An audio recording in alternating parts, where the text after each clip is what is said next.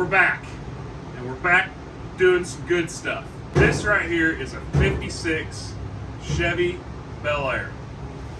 We got a lot of history on the car, and it's really cool.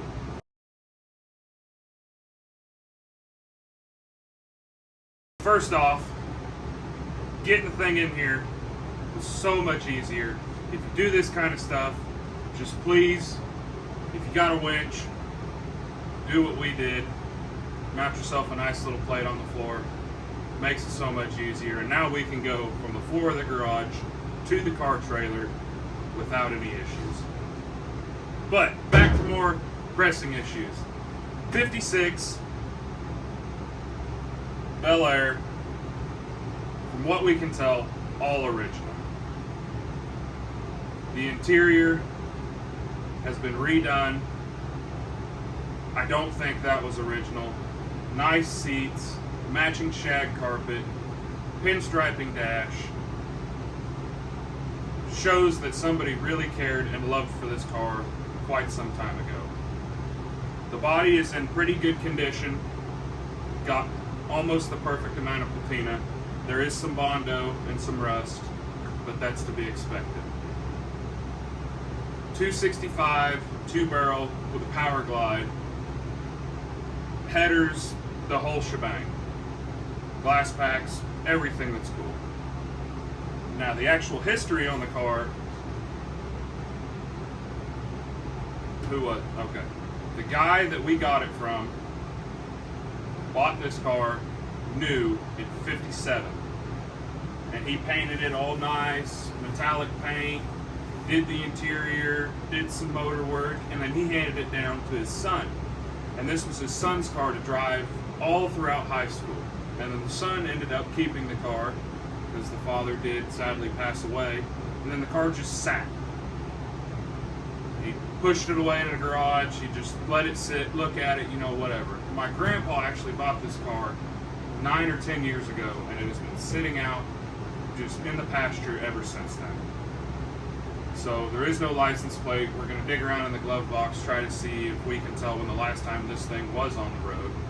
Guessing 30 years ago. But we're going to dive right into it, see if we can get this little hopped up 265, maybe hopped up 265 going, and see if we can get it on the road. Sorry for the fan noise. It's Kansas and it's hot. It's really hot. But hopefully we can bear the heat and get this thing running. Getting into the meat and potatoes here. We ain't gonna mess around or nothing. We want to see if this little thing runs. Very first thing I can tell you, I get on this fan, it ain't moving. Oh, well, that's the belt slipping. But I'm afraid this old girl's a little stuck. So we're going to take the radiator out, which we need to take it out anyways, because it's no good. A little part I failed to mention at the start there, this, we read the VIN, and it is 56, BEL AIR. This car came out of Kansas City, Missouri. And we're here in Kansas. The guy who bought it is from a small town south of here in Kansas, so this car's been in Kansas its entire life, which is really cool. And the fact that my grandfather knows the guy who bought this car in 57 and bought it from his son is actually pretty neat, I think. So this car was a factory 4-barrel, but there's a 2-barrel on it now, so maybe they just wanted some better fuel economy. I don't know. From what we decoded from the block so far, just from looking at these little numbers up here, it's a F56FB, which from what we can tell was a 210 horse. 205. Oh yeah, 205 horse, 265, 4-barrel with a powerglide. Now it still has the powerglide, and obviously this is not a 4-barrel, that's a 2-barrel. So once we get digging a little deeper, pulling spark plugs maybe and doing that kind of stuff, we'll look at the castings a little harder, and maybe we can see if this is a numbers matching motor cool. If not, hopefully the thing just barks off. Because from the interior, from the way everything looks out here, somebody cared about this car.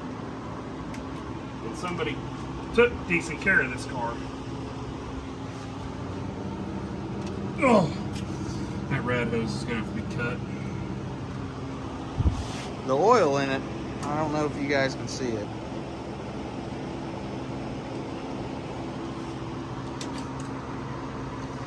It's pretty clean. There's no water in it. But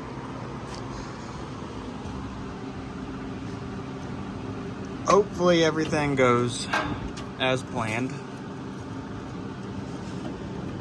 Well, it's stuck. And it's stuck pretty good.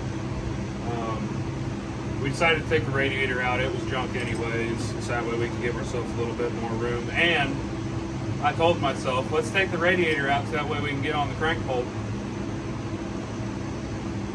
No crank bolt. I've seen and watched other people work on engines with no crank bolts, but I never have. So we took all the spark plugs out, doused them with some PB, because that's the best and only thing we got and can afford. And we're just gonna, I don't know, give her some time, put some tension on her, and see if maybe after a while she'll break free.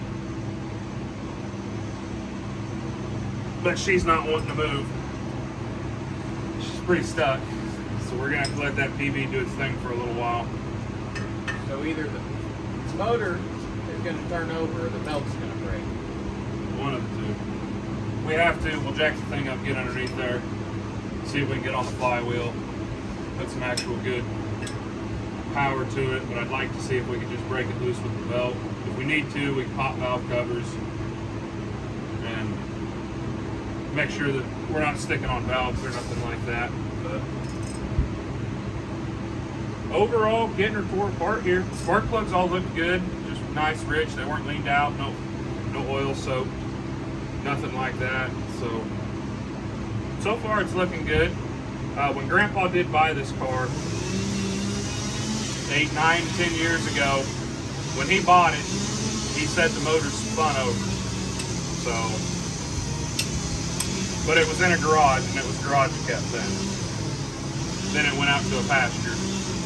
So, sitting out there for a little bit, just might have froze her up, but we'll get her to come back, get her to spin.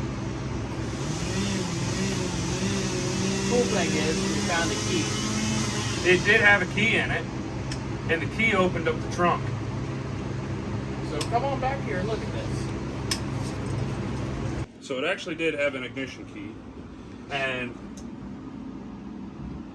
we've never dealt with this because it's always been, I mean, don't get me wrong, this is a salvage yard car, but it's always been a little worse to the wear salvage yard cars that are filled with rat poop, the Charger, you know, things like that. But key. Oh, there it went. Opens the trunk. Lots of goodies. Look at all these goodies. First thing right off the bat that caught Tucker's eye. The hood ornament.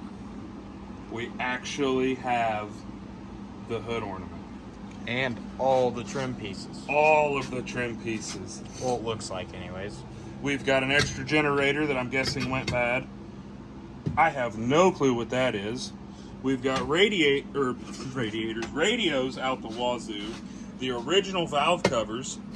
That's a bunch of just door handles and little pieces. Original hubcaps. Oh, that'd be cool if we have all 4 of them. Now here's... Original breather. Yep. Now here's the bad part. It may be the bad part, it may not be the bad part. But we found these. And when I first found these, I only found 1 box, and I thought, no way we have another set of spark plugs. And when you pull this piece of little paper out,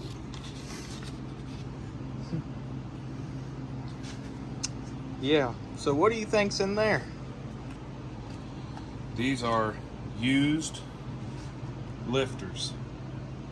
They're not really cupped, but they were used. And it makes you wonder if these weren't used in the car, then maybe they had some lifter trouble, or maybe they put in a cam. Maybe they did something cool. The only bad thing is if they put a cam in, did it ever get broken in? Yep. But there is a lot, and I mean a lot, of goodies back here to complete this car. What's in this box? We never even looked. What is that? Uh-oh. Uh-oh. I think I know what that is. Yeah. Oh. Oh, my goodness. That was covered in black ants. That's another generator. Big fellas. Yeah. Wow. Okay. As cool as the trunk is, maybe we'll just spray some brake cleaner in there and leave her shut for a little while. Alright, so we're gonna go ahead, hook up battery and do a fire test on the wiring while we're waiting for these cylinders to soak that stuff in. You ready in there? Yeah, go for it. Alright, hot.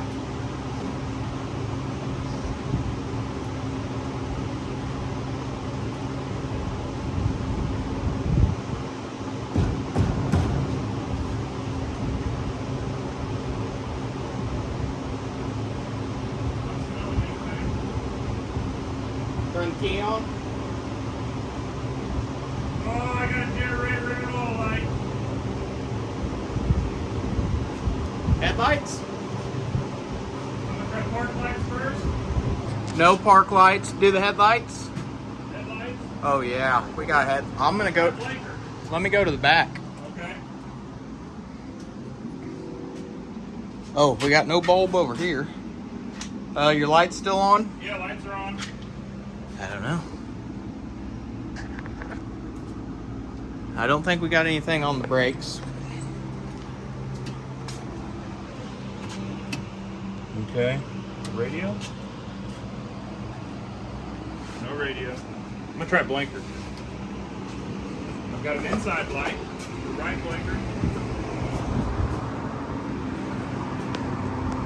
Nope. Left blinker. No inside light. Oh, there it went. All right, so maybe we just got some bulbs that are bad or corroded. Yeah, look. Come in here. All right. So here's right blinker. No blinking, but we got a light. Left blinker. She's slow, but she's there. All right, good. Twist a key. See if it cranks. You want to? Yeah, I do. Don't do it. I don't want to wait. Well, I don't know if you guys can tell or not, but it's a little bit dimmer outside because it's evening. We got a lot of stuff here. Fans off, pulleys off. We got a lot of things to talk about and a lot of things to go over. We'll get the camera in here so that way you can see it while we're sitting here talking to you guys, but had a moment of weakness. We couldn't get this thing to spin over. Just couldn't do it. So we had a moment of weakness. We tried to start it. It's a good way to find out your starter's bad. When you try to use it to turn the motor over and it don't work. So we got a bad starter. But never say die with two guys and some hand tools. We got 2 bolts in on that crank pulley at 6 and 12 o'clock. We got them in there. No, they're not threaded holes. They're just holes. And they're through the harmonic. I mean, you guys know it if you've worked on a 265, but there are holes there. And we got 2 bolts in there, and we just went to town with a crowbar, jack handles, sledgehammers, Big pry bars. Anything and everything we had to put some leverage on this little girl to try and get her to turn over. And we made it 360 degrees around. We got a lot more spinning around to do on this thing, but it's getting to dinner time and we're tired. It's taken quite a bit to turn this thing over. I did not expect this motor to be stuck. I figured it'd be a free spinner and we would just be getting right after some fuel air spark and looking to see how this thing runs. But a little hiccup in the plan that don't hurt nobody, but for this time right now, we're out of time. Out of time for the evening. And we're waiting on a starter. And we're waiting on a starter. We got the high torque mini starter. So hopefully over the next couple days, since we do work the old 410s at our job, hopefully we can get back out here maybe once every night this week, come out here and just give her some rotations. That way by the time that mini starter gets here, we've rotated it 5-6 times, then we can put that mini starter in and just let her go around. We filled the cylinders with PB Blaster, trying to help eat everything away. So that's really it for right now. We're gonna say adios to y'all for right now. So probably next weekend, which Movie Magic will be here in about 15 seconds. But we'll catch up with you guys again. Hopefully we'll have a starter in hand, some new spark plugs, some more ambition,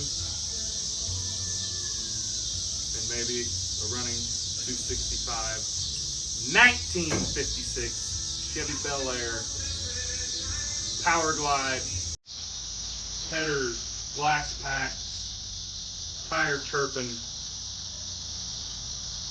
Big thumping can. runner. I mean, so see you here in about 2 seconds. Movie Magic. It's the very next weekend, and we got the new starter on. We went on ahead and put it on. You guys have probably seen many of videos putting on starters, changing out starters. But as we said earlier, the motor did roll over. We got it to rotate 360 degrees. We came out here throughout the week on our ways to work and when we came back from work and we'd roll the thing over, it was just super, super tight.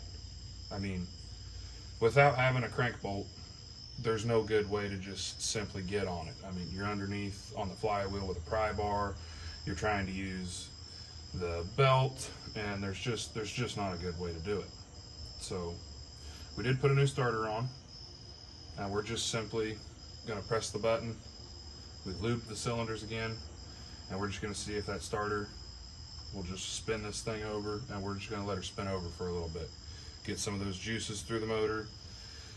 We have not seen any valve movement yet.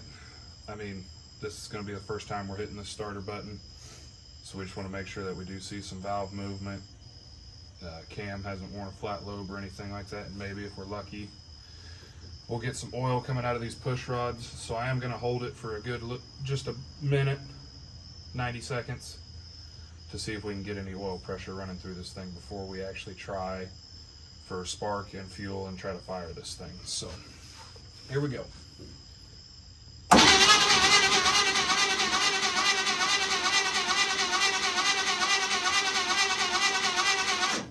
can see these push rods are spinning, so they're doing what they're supposed to.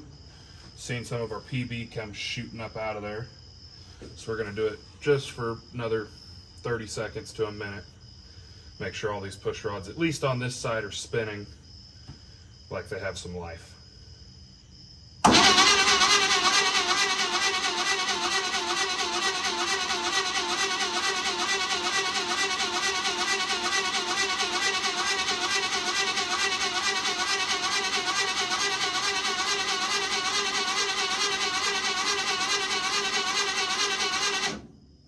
I think we were starting to build a little bit of oil pressure there. I don't know if you could hear or not, but slowly as I was holding that button, it slowly started to pick up the pace as it went along. It started getting a little bit faster, a little bit faster, a little bit faster as we went. I don't just want to sit here and crank on the thing all night long, because I don't want to ruin our starter that we put on there or anything like that. One thing I would like to do before we get too far, just to maybe see the condition of this motor, we might screw in a compression tester on that passenger side real quick, just on one cylinder, just to see. Did you see any fluid squirting out of that side? Mm-hmm. There was fluid? Yeah, it's all over the inner fender and stuff. Think? All right, so the compression tester is still over at the old house. So it's got 50 pounds of compression. I'd say it's pretty good. 100. You think 100? Well, let's try the old finger test. I'm gonna say 80. 8? 80. 80? I'm gonna put my finger over this hole. Woo! Had enough to blow my finger off, so I'd call it good. Here's a quick montage of us throwing this car back together and seeing if we have spark.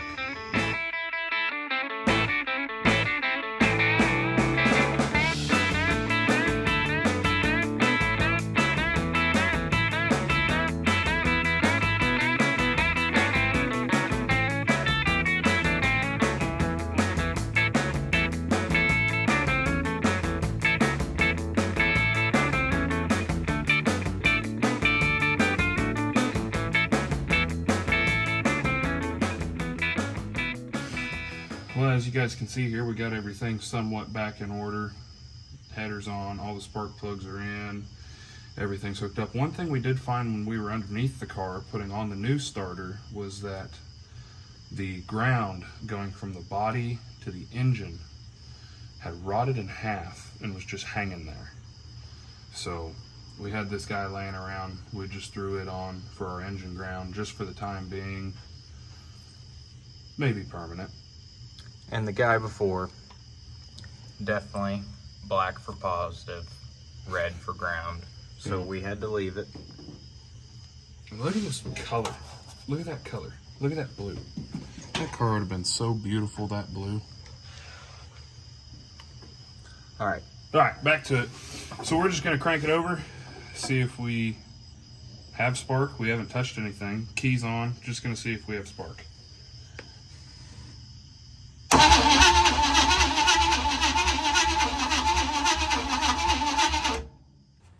No spark. Surprising? Not whatsoever. What is more surprising, before we took the cap off, take your test light here, and we did have 12 volts to the coil.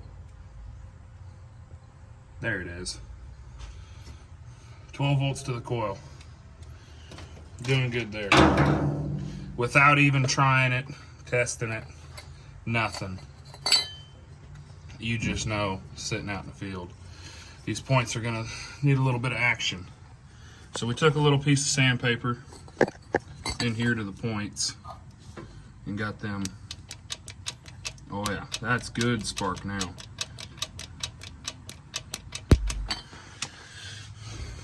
So throw her all back together. Crank on her one more time just to check our spark plug tester, make sure it's getting through that cap good and it's getting through all of our wires all right. And then throw in some fuel. We are mere minutes away from maybe hearing a 56 Chevy bark right off. Okay, got her all put piece back together real quick. Just double check ourselves before we put fuel in. We're gonna see if we've got the spark actually going to a spark plug. Here we go. It's there. I guess there's nothing else to do but dump some fuel in it. No idea where the timing is. 80% sure that we have the spark plugs hooked up correctly, but not 1,000%. Just filling the bowl up here. Maybe it'll idle a little bit if it barks off. See how bad this 2-barrel Rochester will sit there and leak. I would say that's good and plenty. Lots of fuel. All right. I don't know why I'm nervous for this one, but I'm nervous. I'll stand to the side. All right, here we go. Maybe fire.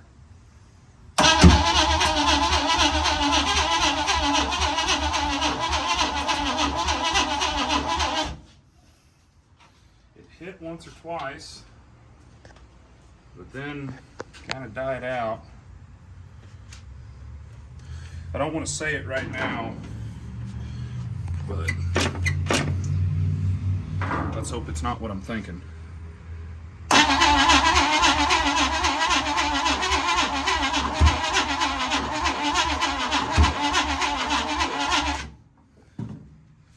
Heard a lot of farting going on.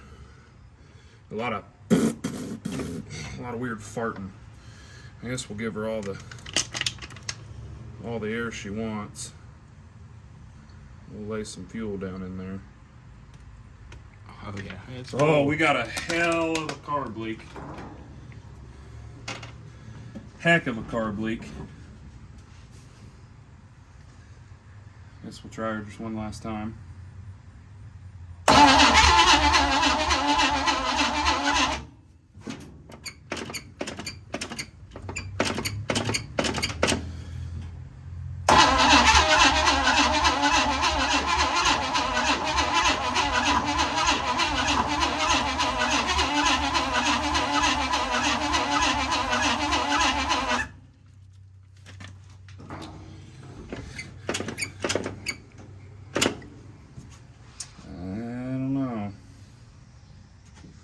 One more time.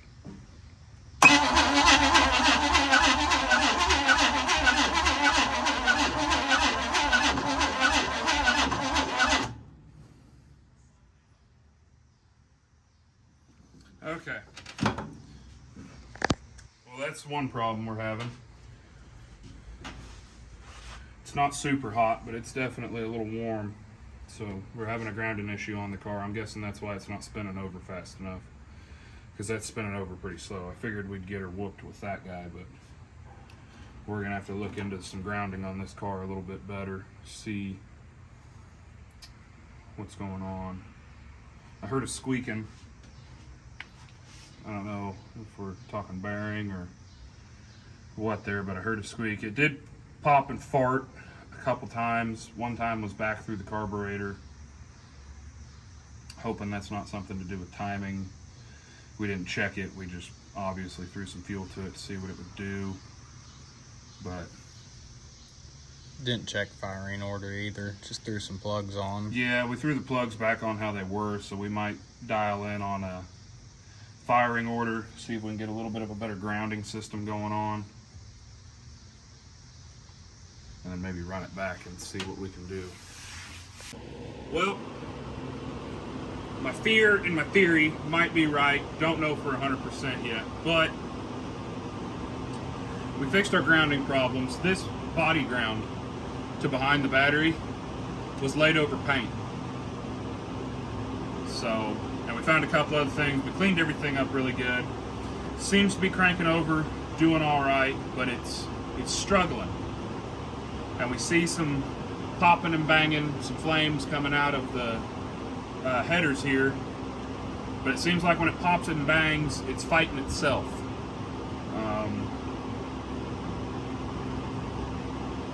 Just gonna do what we know to do: pull the distributor, find TDC, set it in ourselves. With the evidence that we found in the back of lifters, push rods, all that kind of stuff, maybe somebody put a cam in this, could never find TDC, or kept putting it in 180 something, and now that's how we got it. 180 degrees out, not wanting to fire up. Or he threw a cam in, flattened the lobes, and now we're sitting here having trouble. But all these rockers on this side, when we were cranking it over, seemed like they were moving good. They all had the same sort of arc to them. They all moved about the same. So, but just to make things easy and to cross it off the list and know that we did it, we're gonna find TDC, drop the distributor in ourselves, and just make ourselves feel a little bit better for the next time we go cranking this thing over. I don't want to keep sitting here just cranking and cranking and cranking. Don't want to tear it up. I've heard one squeak. I hope that's not a squeak out of a bearing or something like that. So maybe if we feel up to it, we'll stick I believe the Chevys have like a screwdriver tang that you can run that oil pump with. Maybe we'll stick a screwdriver down in there and really oil this girl up before we go and we crank on it again, just to make sure if there is any saving the internals of this, that we do save it. But we'll get you guys back in here and talk to you a little bit more once we pull this distributor out, get some TDC found, and a firing order confirmed.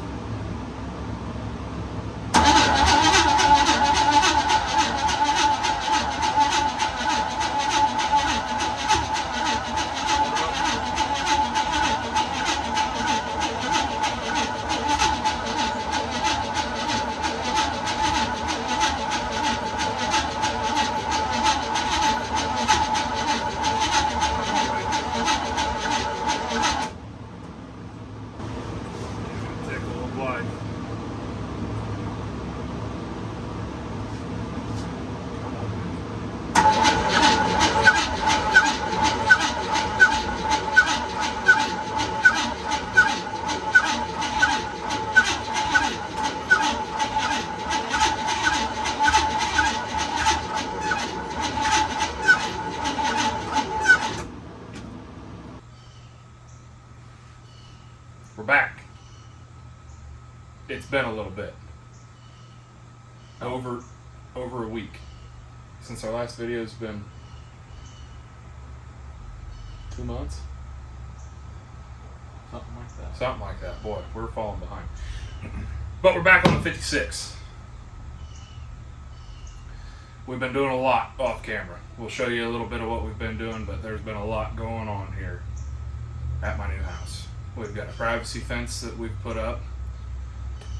Our place of work in the man cave, garage, workshop, little kids' bicycle area, everything. We've got insulation all the way around, plywood up on the ceilings. We're starting to put plywood on the walls, and we have a mini split. Nice little gravel pad on the side with our mini split. We'll walk you guys around and show you that. But the last time we left off with you guys, we were trying to put a little bit of fuel in it. Thought we had timing dialed in. We were having trouble with fuel. My grandpa came up to see us to kind of look at everything. And just because I haven't seen him in a little while, he brought us a boat tank and a fuel pump, so that way we can actually put fuel to this car, and without having to use any of the tank or the fuel pump or anything like that. So that way we can put fuel to the carburetor instead of trying to do the bottle method. 99% of the time the bottle method works great if you know what you're doing. If you don't, and you're still learning, sometimes the cars won't fire up. But with our new fuel tank, fuel pressure, and everything that we should have, this girl ought to bark off and should be where we need it. Now the radiator is out, the fans are and everything are still off of this thing, so we're not going to be able to let it run that long. The radiator's torched. But just hearing the thing spit, cough, sputter, maybe idle for 30 seconds, just long enough to tell us that this girl is worth it and that we can continue to keep going amongst the other projects we have here of privacy fence, total garage. Is it redo or remodel?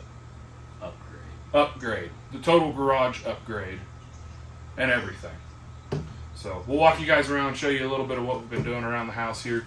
We haven't forgot. We're still here. It's been hurting us that this old girl's just been sitting here. Trust me, it's been hurting. I would much rather tinker on a 56 Chevy than be a construction worker, because I'm not. I'm just not. But I'm too broke to pay a construction worker, so I got to learn how to do it. He knows how to do it. I don't. Don't make fun of it. But we'll get right into it, walk you around, and we need to see if this thing will run. Well, we got our boat tank in. Battery's hooked up just like it was.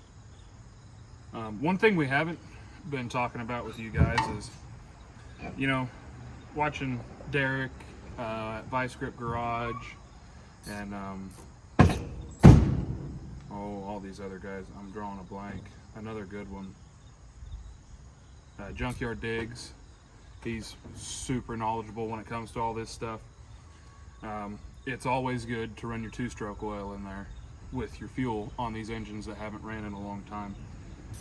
One thing my grandpa kind of talked to me about and told me, just because, like we said, the learning process, we're trying to learn. We love these old things. We have just to know how to work on them, but we're still trying to learn. He suggested Marvel Mystery Fluid to mix with the fuel. So, and it even says right on the back of the bottle that you can mix it with fuel. So that's what we're going to be doing here from here on out. We always have a Marvel Mystery Fluid on the shelf just for dumping in things like this that are stuck, like how this one was. And it's also kind of a detergent, so it's going to work good. So right off the bat, I am going to hook up the boat tank. And this carburetor will fill and it'll start spewing out the side. Oh, there goes the bowl. Filling the bowl. I don't see it spewing nothing.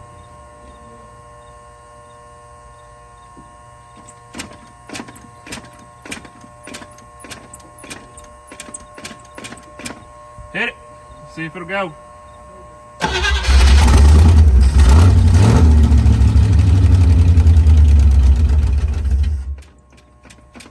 Go again.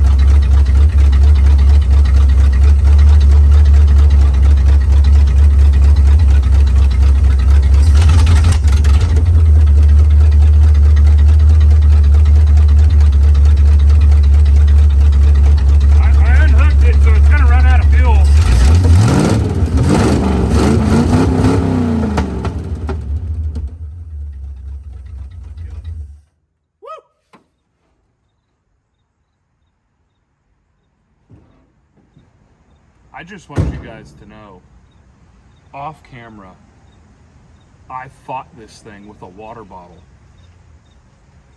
for an hour. That was way easier with a good fuel supply. I fought it with an hour with a water bottle. That's a lifesaver. That was easy. Okay. The old man knows a few things. Grandpa knows quite a bit.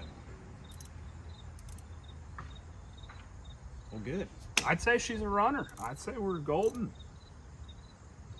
I wish we could hear it run longer, but without a water supply, that's probably all we want to do. But the thing was idling. Idle set a little low. Sounds like every other small block. 350. 350 with open headers. I mean, she kind of sounds a little junky, but get some exhaust put back on this old gal. Maybe quiet her down a little bit.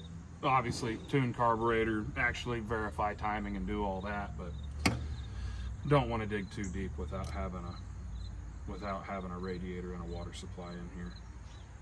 But for right now, that's a win. Heck yeah, that's a win. Locked and seized up to running. Runs and it don't run too bad. Would pretty well sit there and idle by itself. It took a little bit to get it to do that. I didn't realize that I should have known that having just that difference and actually filling the bowls and having your accelerator pump and all of that is just so much better than a water bottle. I mean, we cut it out, but we have over an hour of me sitting there trying to bottle feed this car, and the best thing we got was a spit and sputter to where it seemed like it was getting ready to idle, and then it would fall on its face. So that boat tank that Grandpa brought was an absolute lifesaver. Well, when I was calling and talking to him on the phone he told me about it, and he told me that he had that sitting over there on a shelf, and that he'd bring it up here for me to try it out. And man, that works like an absolute dream. Should have done that a long time ago. Should have done it a long time ago. I know this video is a lot out of the ordinary. You're probably going to see us in 3 or 4 different outfits throughout this video, just because we've been trying to work on this car a couple hours here, a couple hours there over the past couple weekends, just so that way we can try to put content out there and keep content rolling for you guys, because that's what we want to do. We don't want to do this, but this has to be done in order for us to keep going. Well, AC didn't have to be done, but maybe we'll be a little bit quicker at doing stuff if we're not sweating so bad. Comfort. All in all, seized 265, runs. Will it drive? That's on the next one. Driving and stopping, that's always the next one. But running, it runs. It's the first blocked motor I've ever got to successfully run, so that's freaking awesome. I'm so freaking excited about that. That's it for right now. We'll catch you guys on the next episode where we try to get that thing running and driving. Please remember, we're still learning, so you're going to see us do a lot of dumb stuff, but we're learning and we're trying to get there, and we're trying to get these cars back out on the road, from salvage yard to road. These aren't barn finds. These aren't beautiful, pristine cars kept under carports and in garages for the last 10 years. These are field found, sat for 30 years, parts picked off of them, parked for a reason because something was broke. Now we got to find that reason and try to get it back out on the road. So be sure to stay tuned for the next episode of TNT Creations, where the 56 Chevy Bel Air, running, driving, drifting, burnouts, wheelies, madness.